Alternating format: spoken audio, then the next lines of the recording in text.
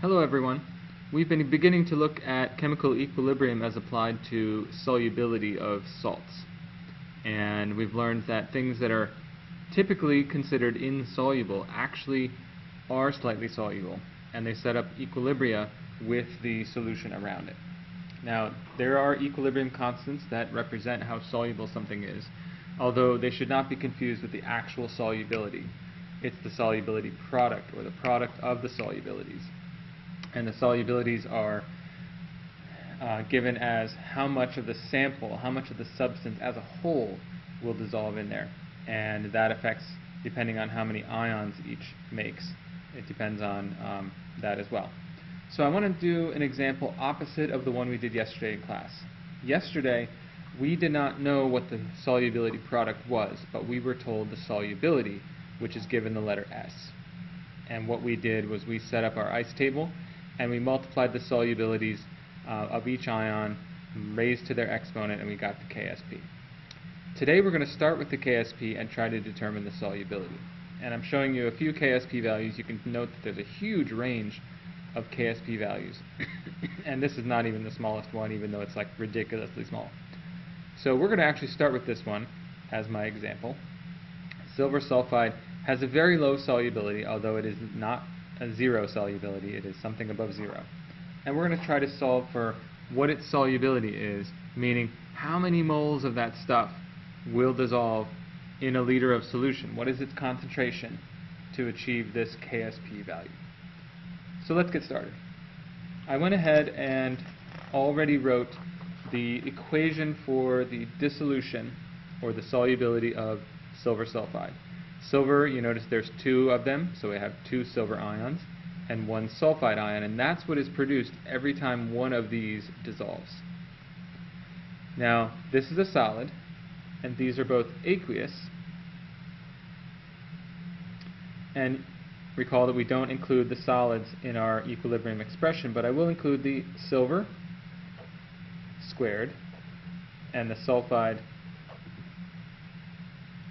raised to the first. And that is my equilibrium constant expression, and this is my equilibrium constant, or KSP. Now what I want to know is, what is the solubility of silver sulfide? And so we need our ice table in order to do that. So our initial concentration of silver sulfide, feel free to just put a question mark or some other notation to let you know that you don't really have to care about that. Solid silver sulfide has a constant concentration, and it's just going to be sitting at the bottom of the container while a few of the ions dissolve. Before anything happens, we will end up with zero, or start with 0 moles per liter in solution of the silver and the sulfide. And then, as this stuff dissolves, its solubility, this is what we're solving for, is how much of this dissolves. So whatever dissolves, that's how many moles per liter, that's its solubility. So at equilibrium, we're going to have something minus S, but again, we're not even going to worry about that moving forward. But I do know that every one of these produces 2 of those, so I'm going to go over here and put a plus 2x. Nope, sorry, plus 2s. Old habits die hard. And over here, we're just going to put plus s. So for every one of these, you're going to produce one of those. So the solubility, if I can solve for this, it'll be equal to this, which is the solubility that I want. So my final concentrations are going to be 2s and s. And now I have enough information to substitute in here and do some nice little tapping of the calculator. So I'm going to put in 2s here, square it, and s here, and don't square it.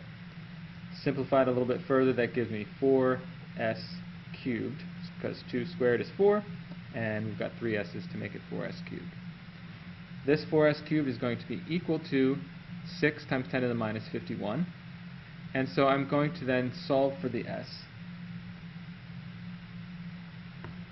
First I'll go ahead and divide by 4, so I'll start with, let's see if we can get this on there. So 6 times 10 to the 51, and make that negative. We're going to divide it by 4 to get it just equal to s cubed, and then I'm going to use my root button, and I get a value that shows up very long on my calculator, 1 point, a whole bunch of digits, to the minus 17. And I'm just going to keep 2 digits, I think, 1.1 times 10 to the minus 17.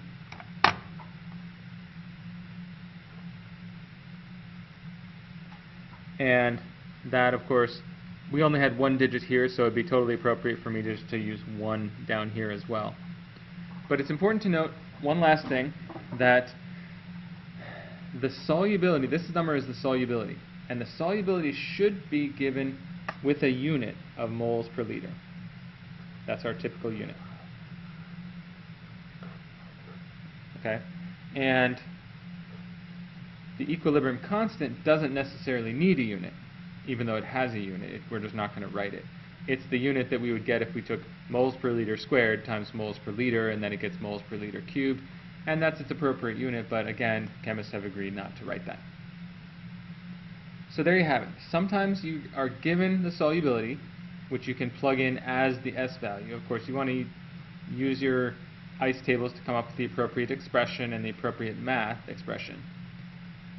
And then you can substitute solubility in to get the KSP value. Sometimes you have the KSP value in a big chart somewhere, and you can use it then to solve for the S.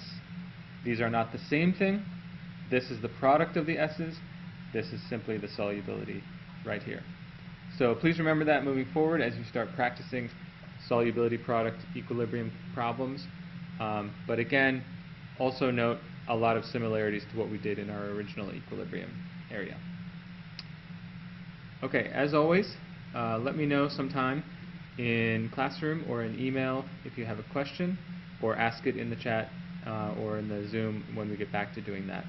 I hope you all have a great day, and I hope this helped, and I will see you very soon. Thanks. Bye.